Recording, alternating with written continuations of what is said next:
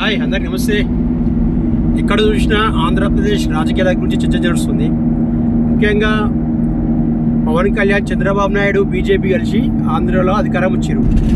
అయితే ఇలా ముఖ్య పాత్ర ఏంటంటే గేమ్ చేంజర్ ఆంధ్రప్రదేశ్లో ఎవరు అని చర్చ నడుస్తుంది. గేమ్ చేంజర్ ముఖ్యంగా 100% పవన్ కళ్యాణ్ అని చెప్పి ప్రజలు అంటున్నారు, అందరు అంటున్నారు. ఎందుకంటే ఇక్కడ మనం తెలుసుకోవాల్సింది ఏంటంటే ఎప్పుడైనా కష్టపడ్డ తర్వాతనే ఫలితాలు వస్తాయి. అవమానాలు, కష్టాలు ఎదుర్కొన్న తర్వాతనే ఎవరికైనా అధికారం దక్కుతుంది అనేది ప్రతి ఒక్కరూ తెలుసుకోవాలి. ప్రజలు ఉన్నప్పుడే మనం ముందుకు పోగలుగుతాం. అయితే ఇక్కడ పవన్ కళ్యాణ్ గురించి చూసుకుంటే ఎన్నో పేర్లు ఆయన పావలా కళ్యాణ్ అని, ప్యాకేజ్ స్టార్ అని, ముగ్గురు పిల్లలని, నలుగురు పిల్లలని ఎన్నో ట్రోల్ చేసుడు కాకుండా అక్కడ ప్రజా సమస్యల గురించి మాట్లాడకుండా జగన్మోహన్ రెడ్డి లాంటి వాళ్ళు పవన్ కళ్యాణ్ పర్సనల్ లైఫ్లకు వెళ్ళిపోయాడు. దాన్ని ఆసరా చేసుకొని ప్రజలలో చంద్రబాబు నాయుడు కానీ, అదేవిధంగా పవన్ కళ్యాణ్ కానీ, బీజేపీ వాళ్ళు కానీ ప్రజల్లో గట్టుపట్టు సంపాదించి ఈరోజు అధికారంలో రానికి ప్రయత్నం చేసిరు. ముఖ్యంగా ఇక్కడ ఈ విషయం చెప్పుకోదగ్గ విషయం ఏంటంటే ఏ పార్టీ అయినా 100% మార్కులు రావు. కానీ జనసేన విషయంలో 100% మార్కులు. 21 సీట్లలో ఎమ్మెల్యేలు పోటీ చేస్తే 21 మంది గెలిచిరు. 2 ఎంపీ సీట్లలో పోటీ చేస్తే 2 ఎంపీ సీట్లలో గెలిచిరు. అంటే ఇక్కడ నాయకత్వం వైపు ఎవరైతే ముందు పోవాలనుకుంటారో వాళ్ళు ఖచ్చితంగా ఈ విషయాలు తెలుసుకోవాలి. అదేవిధంగా మన మిత్రులు కూడా వినవేని మల్లేష్ యాదవ్, కత్ర సీనన్న నిజంగా టీడీపీ సీనియర్ నాయకుడు సికింద్రాబాద్ నుండి తెలంగాణలో ఎన్ని మార్పులు జరిగినా ఆయన మాత్రం పార్టీని విడలేదు. ఇలాంటి కార్యకర్తలు తెలంగాణలో, ఆంధ్రప్రదేశ్లో ఎంతోమంది టీడీపీ కార్యకర్తలు ఉన్నారు. ముఖ్యంగా టీడీపీ కార్యకర్త నాయకుడు ఆయనతో మాట్లాడిపిస్తాం. ఆయన అభిప్రాయం ఏందో అన్నా ఒకసారి చెప్పే, ఏంది పరిస్థితి? సిరానా నమస్కారం.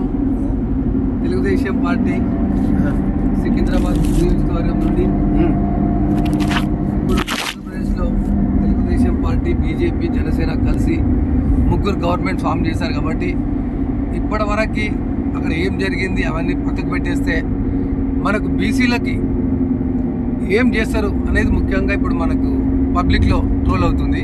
కాబట్టి మేము చేసే రిక్వెస్ట్ ఒకటే, యాదవ్స్ కానీ, గౌడ్స్ కానీ, ఎవరైనా కానీ ఒక మంచి అభిప్రాయంతో ముందుకు వెళ్ళి అందరికీ, ప్రతి బీసీ బిడ్డకి కూడా న్యాయం చేయాలని మన 3 పార్టీలకు విజ్ఞప్తి చేస్తూ, మన తిరుమల తిరుపతి దేవస్థానం నుండి ఒక యాదవ్కి ఎవరికైనా చైర్మన్ ఇవ్వాలనేసి మనవి చేస్తూ, మనకి మంచిగా డెవలప్మెంట్ చేస్తూ, మన తెలంగాణ అయితే ఎలా డెవలప్మెంట్, హైదరాబాద్ కానీ మన సిటీ చుట్టుపక్కల అలానే ఆంధ్రాని కూడా డెవలప్ చేస్తూ మన బీసీలకు అందరికీ న్యాయం చేయాలని కోరుకుంటూ మనకు ఈ అవకాశం ఇచ్చిన మన గంగుల మధు యాదవ్ గారికి ధన్యవాదాలు.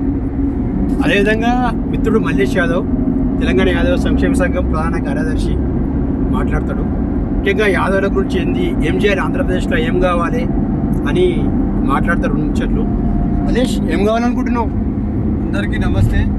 ముఖ్యంగా బీసీలకి, బీసీ పార్టీగా చెప్పే టీడీపీ, జనసేన, బీజేపీ బీసీలకు తగిన న్యాయం చేయాలి. ముఖ్యంగా బీసీలలో యాదవ్లు కొంతమందికి టికెట్ రాలేదు.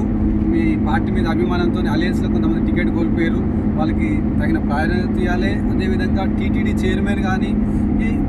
చైర్మన్గా యాదవ్లకి మొదటి ప్రాధాన్యత ఇవ్వాలి. అదేవిధంగా రాష్ట్రంలో ఉన్న బీసీలకు సముచిత స్థానం కల్పించాలి.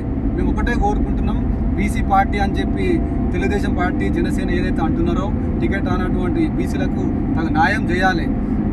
గేమ్ చేంజర్గా పవన్ కళ్యాణ్ గారు ఏ విధంగా అయితే పార్టీని అధికారంలో తీసుకోవడానికి చూశారో అదేవిధంగా మన తెలంగాణలో ఉన్న నాయకులు కూడా రాబోయే స్థానిక ఎలక్షన్లలో, సర్పంచ్ ఎలక్షన్లలో అదేవిధంగా బీసీలను 42% తెచ్చుకొని రేవంత్ రెడ్డి గారి ద్వారా స్థానిక ఎలక్షన్లు జరపాలని ఈ వీడియో ద్వారా విజ్ఞప్తి చేస్తున్నాం.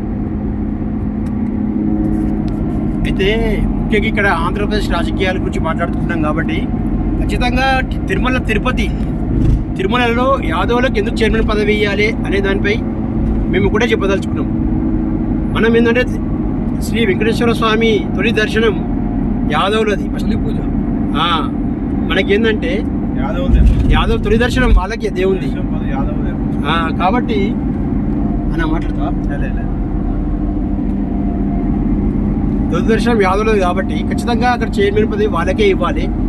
అదేవిధంగా ఏదైతే స్థానికంగా ఇప్పుడు ప్రభుత్వం ఏర్పాటు చేయబోతున్నారు కాబట్టి అక్కడ 7 మంది ఎమ్మెల్యేలు, యాదవ్ ఎమ్మెల్యేలు గెలిచిర్రు.